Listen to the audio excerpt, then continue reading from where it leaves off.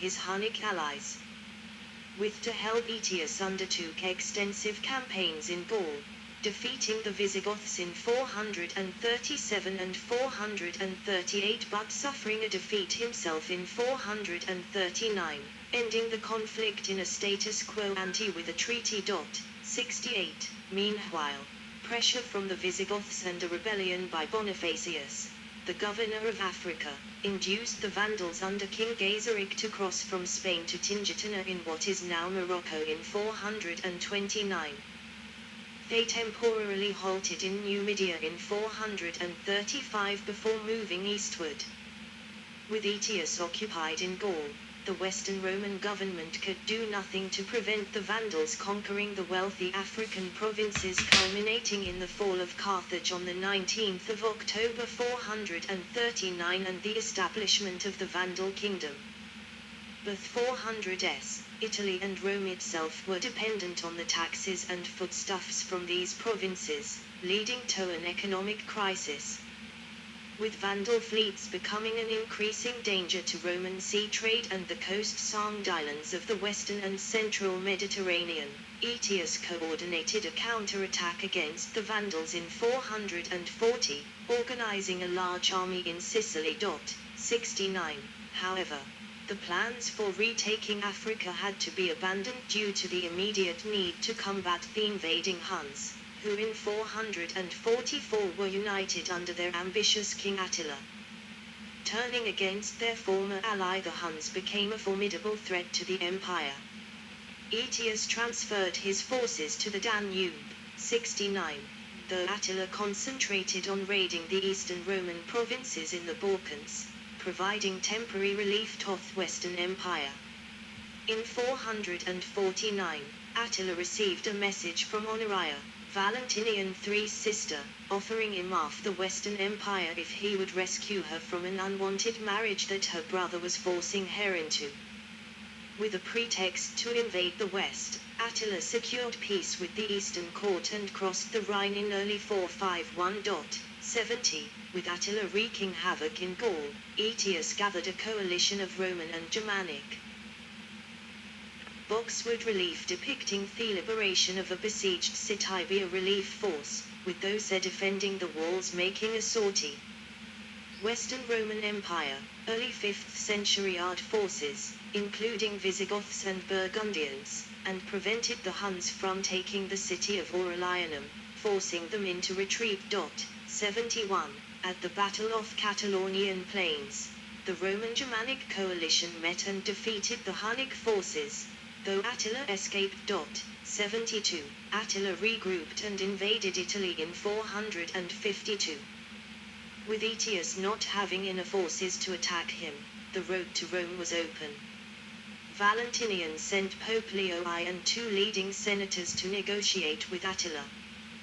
This embassy combined with a plague among Attila's troops, the threat of famine, and news that the Eastern Emperor Marcian had launched an attack on the Hun homelands along the Danube, forced Attila to turn back and leave Italy. When Attila died unexpectedly in 453, the power struggle that erupted between his sons ended the threat posed by the Huns. 73. Internal unrest and Majorian. The Western Roman Empire during the reign of Majorian in 460 AD. During his 4-year-long reign from 457 to 461, Majorian restored Western Roman authority in Hispania and most of Gaul. Despite his accomplishments, Roman rule in the East would last less than 2 more decades. Valentinian III was intimidated by Aetius and was encouraged by the Roman senator Petronius Maximus and the chamberlain Heraclius to assassinate him. When Aetius was at court in Ravenna delivering a financial account, Valentinian suddenly leaped from his seat and declared he would no longer be the victim of Aetius' drunken depravities. Aetius attempted to defend himself from the charges, but Valentinian drew his sword and struck the weaponless Aetius on the head, killing him on Thespot. 74. On the 16th of March the following year, Valentinian himself was killed by supporters of the dead general, possibly acting for Petronius Maximus. With the end of the Theodosian dynasty, Petronius Maximus proclaimed himself emperor during the ensuing period of unrest. 75. Petronius was not able to take effective control of the significantly weakened and unstable empire. He broke the betrothal between Huneric, son of the Vandal king Gaiseric, and Eudocia, daughter of Valentinian III. This was seen as a just cause of war by King Gaiseric, who set sail to attack Rome. Petronius and his supporters attempted to flee the city at the sight of the approaching Vandals, only to be stoned to death by a Roman mob. Petronius had reigned only 11 weeks. 76. With the Vandals at the gates, Pope Leo I requested that the king not destroy the ancient city or murder its inhabitants, to which Gaiseric agreed, and the city gates were opened to him. Though keeping his promise, Gaiseric looted great amounts of treasure and damaged objects of cultural significance such as the temple of Jupiter Optimus Maximus. The severity of Vandal sack of 455 is disputed, though with the Vandals plundering the city for a full 14 days as opposed to the Visigothic sack of 410, where the Visigoths only spent 3 days in the city, it was likely more thorough. 77. Avitus, a prominent general under Petronius, was proclaimed emperor by the Visigothic king Theodoric II and accepted as such by the Roman Senate. Though supported by the Gallic provinces and the Visigoths, Avitus was resented in Italy due to ongoing food shortages caused by Vandal control of trade routes, and for using a Visigothic imperial guard. He disbanded his guard due to popular pressure, and the Sueban general Ricimer used the opportunity to depose Avitus, counting on popular discontent. After the deposition of Avitus, the Eastern Emperor Leo I did not select a new Western Augustus. The prominent general Majorian defeated an invading force of Alemanni and was subsequently proclaimed Western Emperor by the army and eventually accepted as such by Leo. 78. Majorian was the last Western emperor to attempt to recover the Western Empire with his own military forces. To prepare, Majorian significantly strengthened the Western Roman army by recruiting larger numbers of barbarian mercenaries, among them the Gepids, Ostrogoths, Rugii, Burgundians, Huns Bastarnae, Suebi, Scythians and Alans, and built 2 fleets, one at Ravenna, to combat the strong Vandalic fleet. Majorian personally led the army to wage war in Gaul, leaving Ricimer in Italy. The Gallic provinces and the Visigothic kingdom had rebelled following the deposition of Avitus, refusing to acknowledge Majorian as lawful emperor. At the Battle of Olot, Majorian decisively defeated the Visigoths under Theodoric II and forced them to relinquish their great conquests in Hispania and return to foederati status. Majorian then entered the Rhone Valley, where he defeated the Burgundians and reconquered the rebel city of Lugdunum. With Gaul back under Roman control, Majorian turned his eyes to the Vandals and Africa. Not only did the Vandals pose a constant danger to coastal Italy and trade in the Mediterranean, but the province they ruled was economically vital to the survival of the West. Majorian began a campaign to fly conquer Hispania to use it as a base for the reconquest of Africa. Throughout 459, Majorian campaigned against the Suebi in northwestern Hispania. 78. The Vandals began to increasingly fear a Roman invasion. King Gaiseric tried to negotiate a peace with Majorian, who rejected the proposal. In the wake of this, Gaiseric devastated Mauritania, part of his Ocean kingdom, fearing that the Roman army would land there. Having regained control of Hispania, Majorian intended to use his fleet at Carthaginiensis to attack the Vandals. Before he could, the fleet was destroyed allegedly by traitors paid by the Vandals. Deprived of his fleet, Majorian had to cancel his attack on the Vandals and conclude a peace with Gaiseric. Disbanding his barbarian forces, Majorian intended to return to Rome and issue reforms, stopping at Olot on his way. Here, Ricimer deposed and arrested him in 461, having gathered significant aristocratic opposition against Majorian. After 5 days of beatings and torture, Majorian was beheaded near the river Iria. 78. Collapse. The Western and Eastern Roman Empire before 706. The final collapse of the empire in the West was marked by increasingly ineffectual puppet emperors dominated by their Germanic magistri militum. The most pointed example of these is Ricimer, who effectively became a shadow emperor following the depositions of Avitus and Majorian. Unable to take the throne for himself due to his barbarian heritage, Ricimer appointed a series of puppet emperors who could do little to halt the collapse of Roman authority and the loss of the territories reconquered by Majorian. 79. The first of these puppet emperors, Libius Severus, had no recognition outside of Italy, with the Eastern Emperor Leo I and provincial governors in Gaul and Illyria all refusing to recognize him. 80. Severus died in 465 and Leo I, with the consent of Ricimer, appointed the capable Eastern general Anthemius as Western Emperor following an 18-month interregnum. The relationship between Anthemius and the East was good. Anthemius is the last Western emperor recorded in an Eastern law, and the two courts conducted a joint operation to retake Africa from the Vandals, culminating in the disastrous Battle of Cape Bon in 468. In addition, Anthemius conducted failed campaigns against the Visigoths, hoping to halt their expansion. 79. The trial and subsequent execution of Romanus, an Italian senator and friend of Ricimer, on the grounds of treachery in 470 made Ricimer hostile to Anthemius. Following 2 years of ill feeling, Ricimer deposed and killed Anthemius in 472, elevating Olybrius to the Western throne. 81. During the brief reign of Olybrius, Ricimer died and his nephew Gundobad succeeded him as Magister Militum. After only 7 months of rule, Olybrius died of dropsy. Gundobad elevated Glycerius to Western Emperor.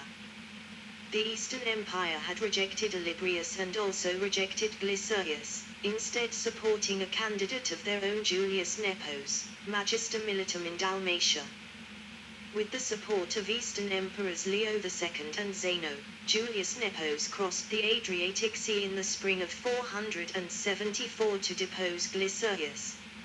At the arrival of Nepos in Italy, Glycerius abdicated without a fight and was allowed to live out his life as the Bishop of Salona. 82. The brief rule of Nepos in Italy ended in 475 when Orestes, a former secretary of Attila and the Magister Militum of Julius Nepos, took control of Ravenna and forced Nepos to flee by ship to Dalmatia. Later in the same year, Orestes crowned his own young son as Western Emperor under the name Romulus Augustus.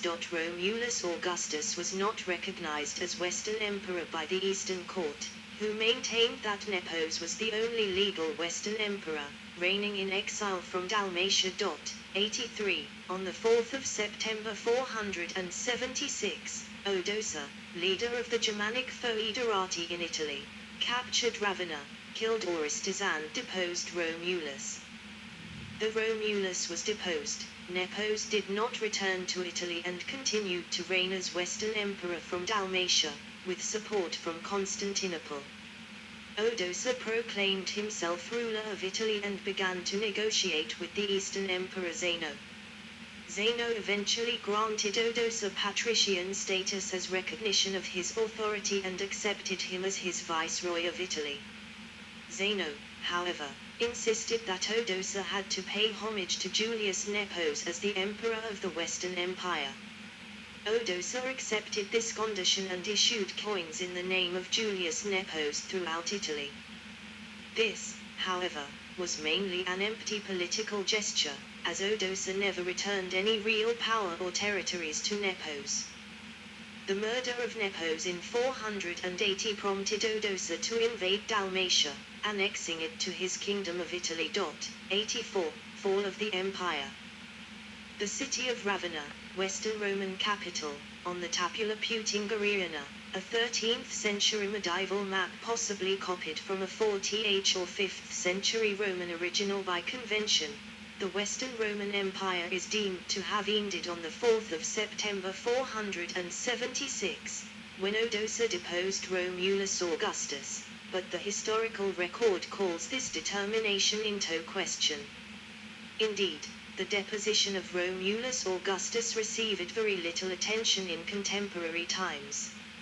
Romulus was a usurper in the eyes of the Eastern Roman Empire and the remaining territories of Western Roman control outside of Italy, with the previous emperor Julius Nepos still being alive and claiming to rule the Western Empire in Dalmatia. Furthermore, the Western court had lacked true power and had been subject to Germanic aristocrats for decades, with most of its legal territory being under control of various barbarian kingdoms. With Odoacer recognizing Julius Nepos, and later the Eastern Emperor Zeno as his sovereign, nominal Roman control continued in Italy. 85. Syagrius, who had managed to preserve Roman sovereignty in an exclave in northern Gaul, a realm today known as the domain of Soissons, also recognized Nepos as his sovereign and the legitimate Western Emperor. 86.